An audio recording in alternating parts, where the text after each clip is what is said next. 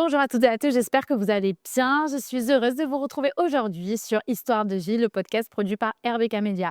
Aujourd'hui, nous découvrons l'histoire incroyable de Younes, connu à Marseille sous le nom de Trackworks. C'est parti. Bonjour Younes, merci d'avoir accepté cette interview. Alors, on va revenir sur ton parcours qui est incroyable, moi je trouve. Et comment tu étais enfant? Est-ce que tu étais déjà dans la musique? Est-ce que tu jouais d'un instrument? Raconte-nous. Alors, quand j'étais petit, j'avais peur du son. Donc, ça veut dire que j'étais le cauchemar de mes parents sur les mariages. Il n'y a aucun moment où j'ai accepté que mes parents profitent de la soirée, parce que si le son était un tout petit peu trop fort, je pleurais. Ou en tout cas, je voulais pas rester, quoi. Et je voulais me barrer. Donc, j'étais un enfer. Moi et la musique, quand on était petit, on n'était pas potes. C'est pareil.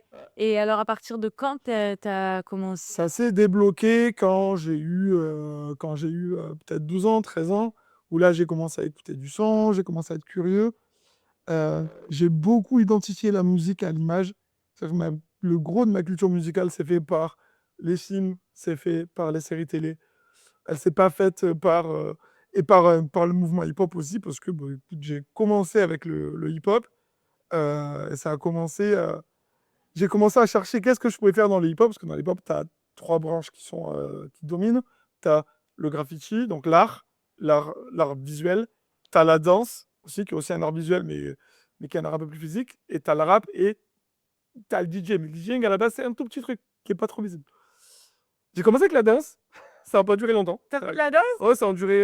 Tu fais quoi comme Du break. J'ai commencé avec les breaks. Ça a duré. Les gars, ça n'a pas duré longtemps. Ça a duré peut-être genre 2 semaines. J'étais mauvais. J'étais très mauvais. Et en fait, les platines ont commencé à m'attirer parce que j'ai grandi à la Belle de Mai. À la Belle de Mai, à la Friche Belle de Mai. Les locaux de Radio Grenouille étaient à la Friche Belle de Mai. Et le soir, il me semble que c'était les mardis soirs, tu avais une émission hip-hop avec DJ Faz, il me semble. J'avais trouvé la manière de pouvoir aller à la radio le soir, assister à l'émission. Et du coup, mon premier gros contact avec le DJing, les platines, euh, le, le, le scratch, une ambiance hip-hop physique, ça a été à la radio. Donc j'y allais tous les soirs, quoi, tous les soirs je sais plus si c'est le mardi, mais on va dire que c'est mardi. Tous les mardis soirs, j'y allais. Ça a été mon premier contact avec la. Et t'avais quel âge? C'est 13. Non, là, je devais avoir. Enfin, bon, dans le temps, je devais avoir peut-être ouais, 15-16 piges. 15, 16. Ouais.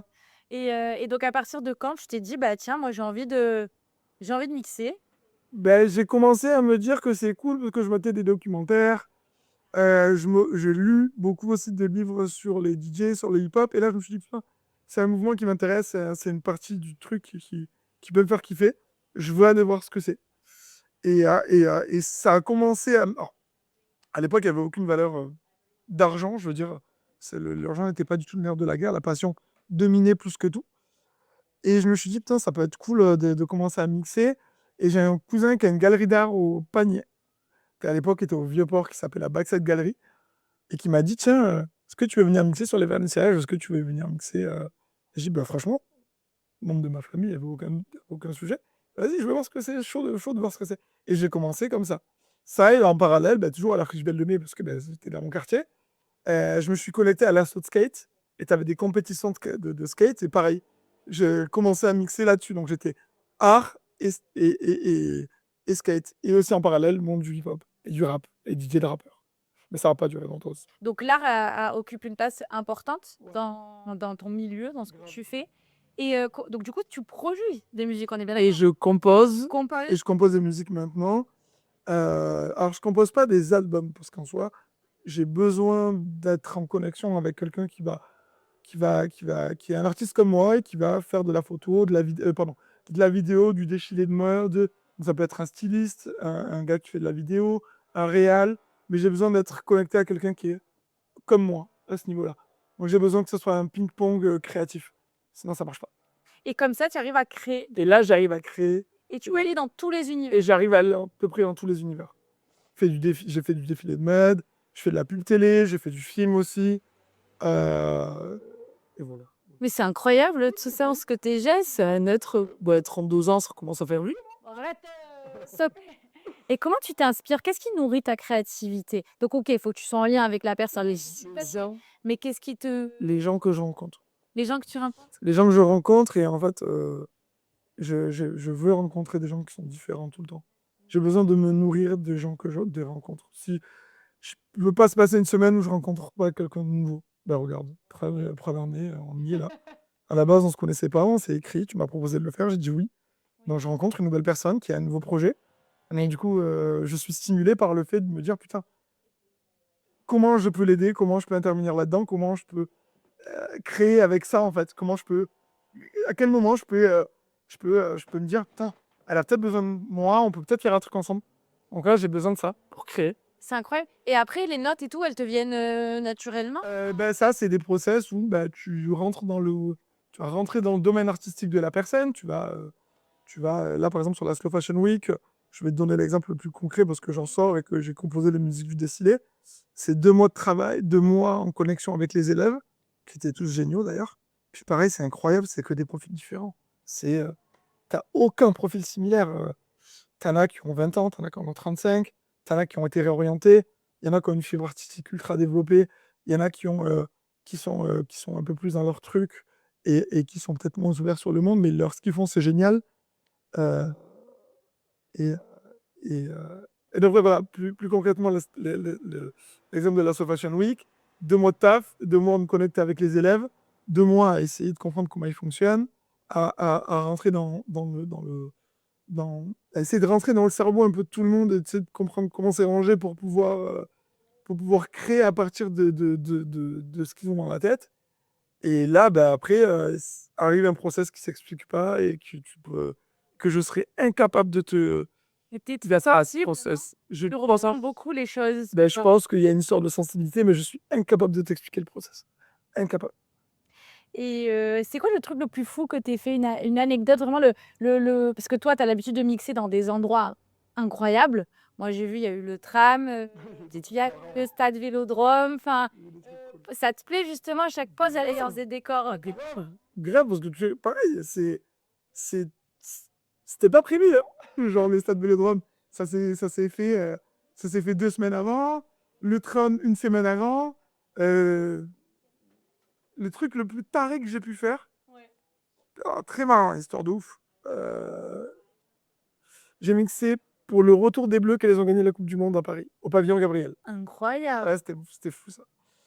Pareil, bah, alors, histoire de ouf, je venais de me faire larguer.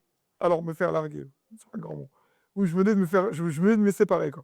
Je venais de me séparer, donc je suis un peu dans le down et tout ça.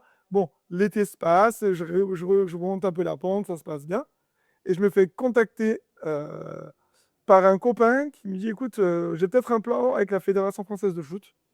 Je te tiens au courant, mais ça va être du last minute». Je fais: «OK». Il m'en dit pas plus. Il m'appelle 2 semaines après en mode: «Bon, frérot, il y a moyen que tu mixes pour le retour des Bleus, en 2018». Je crois que c'était la Russie en 2018, je sais plus. Je sais plus, je crois que c'est la Russie. C'est quand on a gagné, bah, c'est quand on a gagné, quoi. Donc du coup, il me met dessus, avec un autre pote à lui, donc on est 2 à le faire. Et moi, je suis à Marseille, mon pote est à Paris, et il me dit: «Écoute, si, on gagne, tu prends un train et tu traces à Paris et on te réceptionne et t'inquiète, tout sera géré, quoi». Donc moi, je fais la teuf, toute la soirée, on gagne, donc limite, j'oublie que je vais aller à Paris le lendemain. Je dors, tu sais, genre, je me réveille le lendemain avec 30 appels à l'absence. Le numéro que je connais pas, en mode avec des points d'interrogation, en mode: «N'oublie pas que tu dois prendre ton train, je veux dire que tu dois prendre ton train», et c'est la même de la Fédération française de foot. Je prends mon train, j'arrive à Paris, donc je te raconte même pas, j'arrive à Gare de Lyon, c'est le bordel. Parce qu'en plus de ça, il me semble qu'ils ont défilé le lendemain de la victoire, sur les Champs-Élysées. D'accord. Je suis escorté jusqu'au pavillon Gabriel par les flics, truc de ouf. J'arrive là-bas et je tape une soirée avec l'équipe de France, qui festoie, victoire de coupe du monde, et j'ai une photo avec Didier Deschamps totalement bourré. J'ai une photo, il me semble, avec la la médaille, parce ils ont aussi des médailles, je ne sais plus de qui, autour du cou. Bref, c'était un moment incroyable. C'était un moment de vie incroyable et je me pose à un moment donné je joue Gloria Gaynor, I Will Survive. Même si c'est pas la même génération, ça les a touchés, ils ont tous jumpé, ils ont tous sauté comme des ouf. Et je me suis posé, c'est un moment où j'ai fait une photo mémoire, j'ai fait, là je me pose, bord de scène, je les regarde faire, j'observe. Et c'est un moment où tu vois, tu peux pas, c'est des trucs que tu peux pas vivre tout le temps en fait. Et justement, C'est- qu'est-ce que tu veux que le public ressente quand tu joues? Quelle émotion tu souhaites transmettre? Oh, est-ce que Ben, tu sais transmettre? tu sais jamais réellement, parce que par exemple, moi je prépare pas mes sets, je prépare jamais rien, parce que tu peux pas. T'es jamais qui est en face de toi. Du Je coup, peux pas avoir toi, je peux avoir elle, je peux avoir, un mec de 20 ans, tu sais pas qui. mais donc du coup, comment tu fais, Ben, tu les regardes, tu lèves les yeux, tu les observes, tu essaies de te faire, t'essaies de profiler un peu qui est en face de toi, et tu observes les mouvements de tête, tu observes les mouvements de hanche, tu regardes qui danse pas, sur quoi tu peux les piquer, comment tu peux les récupérer. Puis j'ai besoin d'avoir un retour d'énergie, donc en fait, si pour moi ils dansent pas, je suis mauvais. Donc j'ai besoin de les voir faire pour me dire, putain, ils me donnent de l'énergie, allez, on y va. Là, on t'as pas play tu quand même, t'as tes playlists, t'as tes trucs et tu envoies selon, j'ai une banque ouais, et je pioche. ouais, selon Oui, je vois comment. explique. Tu le Je vois comment. Si, ben, je vais jouer un son. Si tu veux, moi, je construis mon set. J'essaie de. Ben, en fait, c'est comme. Moi, j'utilise la métaphore d'un boxeur. Tu vois, genre en mode. T'as le round d'observation. C'est un second round. Et en fait, tu vas adapter tes rounds en fonction de l'adversaire que t'as. On ne devrait pas le voir comme ça, mais l'adversaire, c'est le public. C'est pas mon adversaire proprement dit, mais, euh, j'adapterai ma boxe en fonction de comment à ce que j'ai en face. Tu vois ce que je veux dire? Là, par exemple, sur l'after de la So Fashion Week, je suis arrivé, j'étais mort, j'avais plus d'énergie. Sauf que j'arrive, ben, t'as 300 personnes devant toi qui veulent danser. Et ils t'attendent que ça. Donc là, tu prends pas le temps de. Tu rentres dans l'art et tu es obligé d'y aller très fort. Parce que eux, ils sont là et te donnent une certaine énergie, tu vois. bien sûr. Et c'est incroyable. Et qu'est-ce que les gens ne voient pas finalement qui se passe derrière, derrière des platines? Les doutes, peur, on y vient. Les doutes, la peur, beaucoup. Beaucoup plus que ce qu'on imaginait. Tu tout H24. tu doutes H24 tout le temps? T'as déjà voulu abandonner? Oui, tous les jours. Et pourquoi t'abandonnes pas? Parce qu'au final, bah, tu te rends compte que quand tu parles avec tes copains et que tu captes que ta vie elle est cool, en fait. Moi, je parle avec mes copains, je suis privilégié en vrai. Je vis de ce que j'aime. Je suis, j'aime faire la fête. J'aime recevoir de l'amour et en donner. J'ai tout ce que je veux dans mon taf, tu vois. Donc, de ce principe-là, à un moment donné, il y a les doutes, il y a la peur, il y a beaucoup d'anxiété aussi. Mais tu te dis, mais en fait, ouais, mais si on, si on fait une balance, tu vois, genre, les kiffs l'emportent 1000 fois sur le négatif. Et puis, je viens de loin. J'ai grandi à la Belle de Mai, une famille très pauvre. Euh, j'ai eu les restos du cœur quand on était jeune. Genre, maintenant, c'est cool. Donc, il y a la peur et il y a aussi le fait de se dire, non, mais putain, t'as fait un parcours cool. Et puis, il n'est pas terminé. Et puis, tu rencontres des gens tout le temps. Et puis, on te donne de l'amour. Et puis, les gens sont contents de ce que tu fais. Juste arrête de réfléchir et va kiffer ton truc. Toi, tu as c'est très beau ce que tu dis. Toi, tu as tu aussi une maladie. Oui. Tu m'as dit qu'on avait le droit d'en parler. C'est pour ça Totalement. que je l'aborde. C'est est-ce que tu peux nous expliquer ce que c'est? Et est-ce que ça a impacté, tu penses, ton parcours professionnel ou pas? Est-ce que ça a eu une influence ou pas? Oui, ça a eu une influence. J'ai une maladie de Crohn qu'on m'a découvert quand j'avais 16 ans. Quand j'étais à l'époque en stage à la montagne, je faisais mes études et j'étais encore en stage. Est-ce que tu faisais quoi comme étude d'ailleurs? Alors j'étais dessinateur en communication, j'ai eu un bac pro dessinateur en communication graphique. Et ensuite, j'ai enchaîné, j'ai changé totalement de voie et j'ai voulu passer mon BPJEPS. OK, OK. C'est quand j'étais en stage où je passais mon BPJEPS que, en fait, je suis allé voir le médecin, j'étais en station de ski. Et là, je suis allé voir le médecin de la station qui m'a dit que j'avais une gastro. Une gastro qui dure 2 semaines, ça existe pas, je crois. Et en fait, je perdais du poids à vue d'œil, de l'énergie. Il y a un truc qui allait pas, je le savais. Et ben, j'ai appelé ma mère et je lui ai dit, écoute, il y a un truc qui va pas. Je mange plus, je perds du poids. Je sais qu'il y a un truc qui va pas. Elle m'a dit: «Il faut que tu rentres». Les gens de mon stage, étaient contre. Ils m'ont dit: «Bah, on considère ça comme un abandon». J'ai dit: «Pas de problème». J'ai pris mon train, je suis rentré.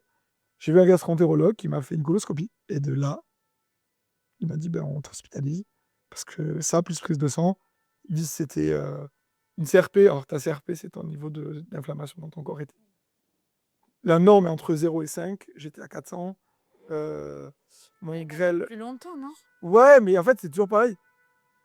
Quand tu vis avec quelque chose, j'ai aussi appris un truc avec la maladie de Crohn, on a tous une rési c'est bon. On a tous une résistance à la douleur qui est à peu près différente. Regarde il y a des femmes qui peuvent avoir, 3 enfants et qui vont te dire: «Oh mais moi c'est OK». Puis il y en a une, elle va en faire un et elles vont dire: «Non mais c'était l'enfer sur terre». Pareil, tu as des mecs qui vont combattre dans des cages, les mecs qui font du MMA, des sports de combat, ils sont OK avec ça. Puis il y en a d'autres, une gifle, ils vont être, tu vois? Donc on a tous une tolérance à la douleur qui est assez différente et en fait, je pense que quand tu as une maladie, inflammatoire, tu as une tolérance à la douleur qui est peut-être plus haute que certains autres humains. Donc en fait, tu acceptes de vivre avec et moi, par exemple, il y a des périodes où je vais faire des IG7 en sortant d'hosto et c'est OK. Pourtant, bah, j'ai, 4 kilogrammes en moins de poids de forme, et de poids de forme, donc c'est pas du poids pas de surpoids, mais vraiment de de de muscles, de gras, mais de bons gras, tu sais? Et c'est OK, tu vois? C'est OK. Et Mais, vas-y, vas-y, pardon. non, non, non, mais c'est et du coup, on t'a donc diagnostiqué avec cette maladie, donc tu as été hospitalisé, tu as eu des traitements, tu as été opéré aussi? J'ai été opéré 3 fois. On m'a retiré au total 1 mètre d'intestin grêle, parce que j'avais l'intestin grêle, donc du coup, quand je suis parti de ce fameux stage et que je suis rentré à l'hôpital, j'avais l'intestin grêle qui était déjà très abîmé parce que c'est des ulcères. C'est plein d'ulcères la maladie de Crohn, sur tout au long de ton intestin grêle, de ton côlon ou ça vache correctum, c'est tout le tube digestif. Moi, c'est uniquement le grêle qui est touché et heu et heu et c'est OK, hein. Mais, j'aurais perdu le fil de la discussion. Que tu as été opéré, que tu as eu des traitements? J'ai que donc ouais, du coup, ils m'ont gardé alité pendant 2 mois, à ce moment-là. Tu avais 16 ans? Ouais, mais j'ai pas le choix. Ouais, ouais. Si tu veux, comme tu avais un désert de traitement, pendant tes maladies de Crohn, tu l'as toute ta life, mais il y a eu un que j'ai rien eu pendant de longues années, tu vois? J'ai pas eu de truc pendant de longues années, donc du coup, ils ont dû me garder pendant 2 mois et j'ai pas pu manger de nourriture, solide. Donc en fait, j'avais une voie centrale et ils me nourrissaient c'est un gros cathéter qu'on me fait passer par là, là.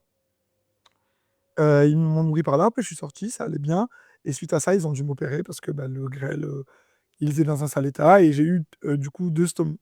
D'accord. Stomies, c'est des poches à caca dans le sang. Mais c'est OK, j'avais des stomies, j'allais mixer, heu Ça t'a jamais, ouais. Ça t'a jamais, non. Non. ralenti ou de toute façon, est-ce que c'est parce que tu ne voulais pas aussi que ça La maladie, elle m'a jamais stoppé, elle m'a jamais freiné, j'étais dans un déni. En fait, quand tu es jeune, tu es pas conscient de ce que tu as. En tout cas, du moins, déjà, tu es avec tes copains, tu kiffes ta vie, tu fais un tout petit peu d'oseille, tu as juste envie de continuer à vivre, la vie que tu avais, en fait. Donc, tu as tes stomies, c'est relou, mais tu es entouré de tes potes, tu as une famille qui t'aime, ça ça ça roule et tu es pas conscient de. Tu vois ce que je veux dire? Tu es pas conscient de la gravité de ce que tu actuellement. Donc tu es juste en mode, moi je veux continuer à mixer, quoi pas en fait, à l'époque, je mixais même pas. Je je faisais des petits sets, mais c'était pas vraiment mixé, plus tu vois, je voulais pas je commençais à faire la fête, je commençais à découvrir un peu l'alcool, genre je voulais continuer à vivre ça oui, bien sûr. et donc du coup, j'ai fait des trucs très débiles, hein. J'ai continué à picoler, j'ai pas voulu m'arrêter de mal manger, mais ça m'a un peu sauvé. Heu, dans ma tête, j'ai jamais fait de dépression à cause de Crohn, au moment de Crohn. J'ai jamais, heu, tu sais, été gêné du fait d'avoir une stomie. J'allais faire du paddle avec ma stomie. J'ai continué à vivre normalement, même si c'était ultra déconseillé. Mais il était hors de question que je me retrouve à vivre, à ne plus vivre parce que j'ai aussi toujours eu cette mentale de me dire: «La maladie ne guidera pas ma vie et c'est moi qui choisirai». Et après, voilà, il y a des outils qui te permettent de t'aider là-dessus, qui sont pas de très bons outils à la base, C'est quoi? les antidouleurs.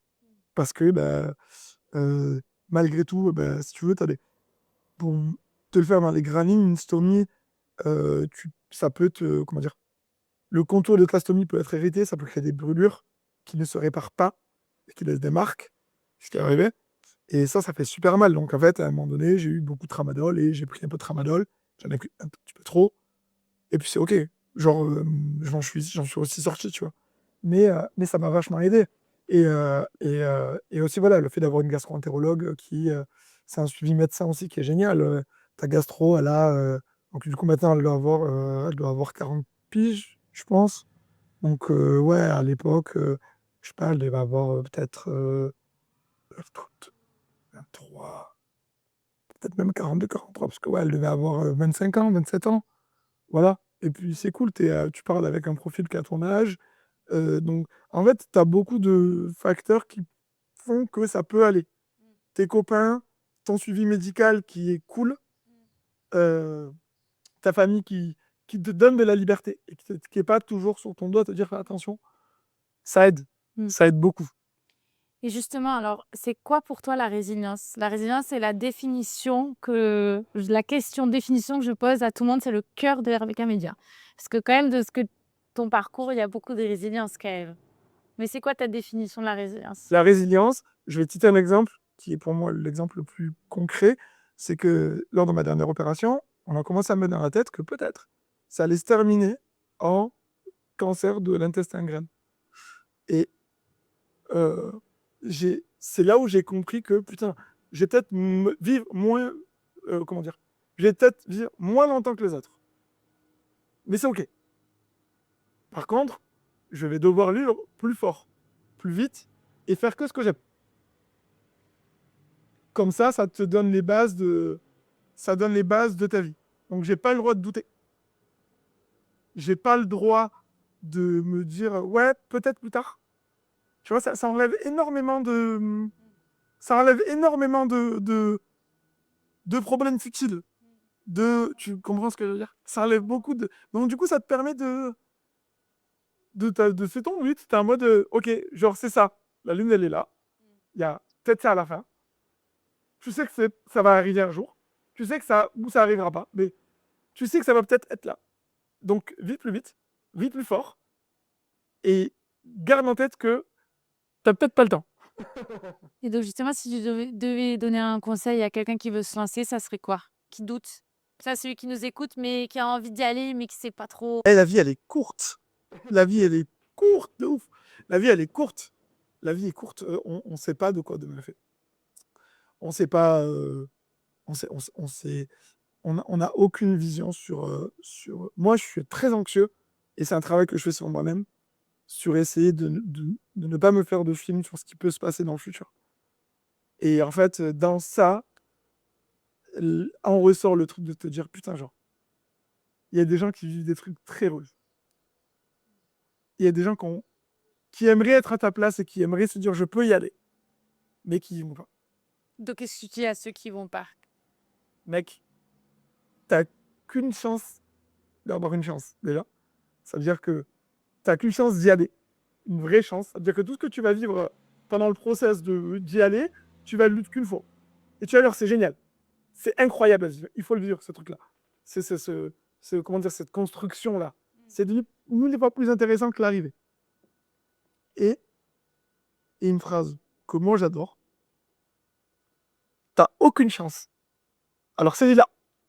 C'est incroyable. Voilà. Et c'est quoi tes prochains projets fous là? Parce que toi,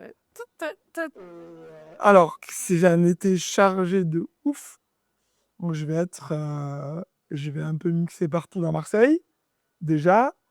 Donc, j'ai une fête de la musique qui est chargée. J'ai 3 événements en fête de la musique. Je serai à la cabane aussi cet été. Je serai au Massilia Beach. Je vais être au musée Regard de Provence. Je vais être. J'ai un festival aussi qui m'attend à l'Escalborelli. Après, en création pure, j'ai un nouveau projet qui arrive avec la Slow Fashion Week, mais je ne peux pas en parler. Euh, Et pour le moment, ça se passe comme ça. Je me laisse un peu porter par le truc. C'est le premier été aussi où je me mets pas la pression.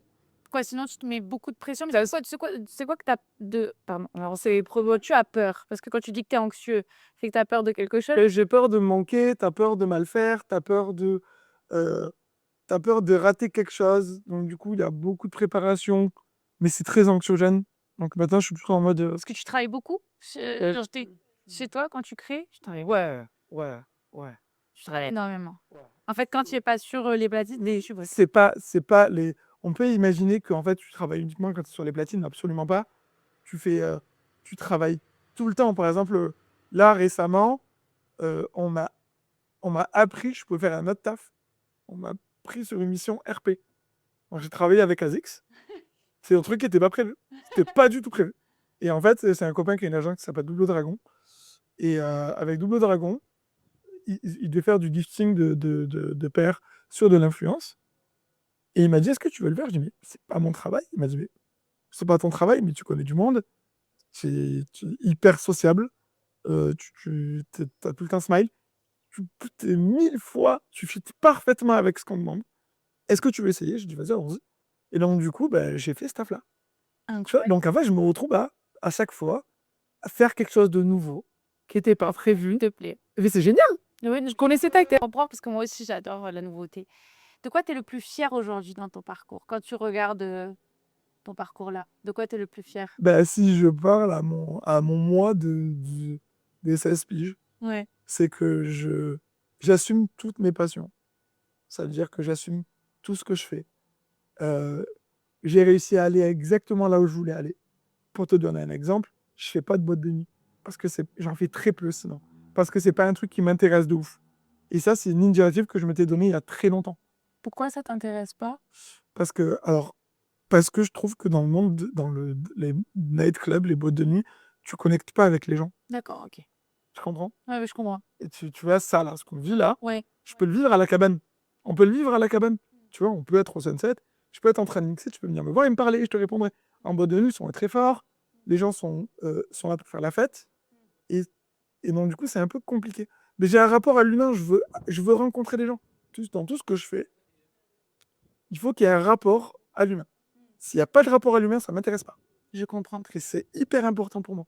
Je comprends. C'est pour ça que, je prioriserai toujours des lieux où, je suis en extérieur, où les gens sont cool, où les gens ils arrivent à 19h, ils boivent des coups, ils mangent un bout, ils discutent avec toi, tu discutes avec eux, tu connectes.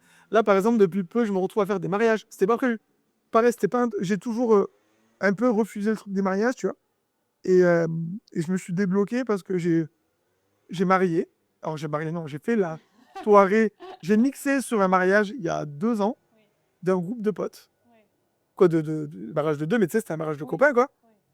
Et en fait, je suis devenu pote avec le groupe de potes. Incroyable. Tu vois? Et en fait, je me suis retrouvé à faire les mariages de tous leurs potes. Et ça m'a réconcilié avec ça. Parce qu'elles se rendent compte, les gens, Du coup, de quoi tu es le plus fier? bah, D'avoir de toujours pouvoir su faire, faire d'avoir suivi ma ligne directive, de ne pas m'être perdu, et d'avoir à peu près réussi à faire tout ce que je voulais. Et dans ma to-do list de jeune, quand j'ai commencé, j'avais 3 trucs à faire. Et ben, j'ai réussi à faire les 3 trucs. Pour ça, c'est bien, bravo. Ça, c'est cool. Qu'est-ce que tu voudrais dire, à nos auditrices et à nos auditeurs, là, pour terminer? Parce que je pense qu'on a abordé vraiment tous les points, et vraiment, tu as un parcours qui est incroyable. Merci. Tu m'as vraiment émue. Merci. Trop cool. Est-ce que tu vas ajouter quelque chose ou pas? Bah, écoutez, s'il y a des gens malades dans les auditeurs et qu'on vous dit que c'est pas possible ou que vous vous sentez pas capable ou vous trouvez pas l'énergie de faire les choses parce que vous êtes fatigué psychologiquement, mentalement, parce que c'est principalement ça le problème quand on est atteint d'une maladie, quelle qu'elle soit. Il y a le physique et il y a aussi une petite part de mental. C'est faux, vous avez de l'énergie, juste, vous pouvez le faire, vous avez le droit. Vous avez aussi le droit d'être fatigué, mais faites, sortez, allez voir des gens, discutez, et puis n'ayez pas honte de votre maladie. Parce qu'en vrai de vrai, c'est c'est un moteur. Parce qu'on a tous les gens malades, quoi, tous les gens malades. Tous les gens qui ont des maladies un peu reloues, c'est un moteur de vie, ça nous permet d'aller plus fort, plus vite que les autres. Peut-être moins longtemps, mais comme je l'ai dit tout à l'heure, on vit plus intensément. Voilà, Merci c'est fini. beaucoup. Merci Younes pour cette interview. Merci.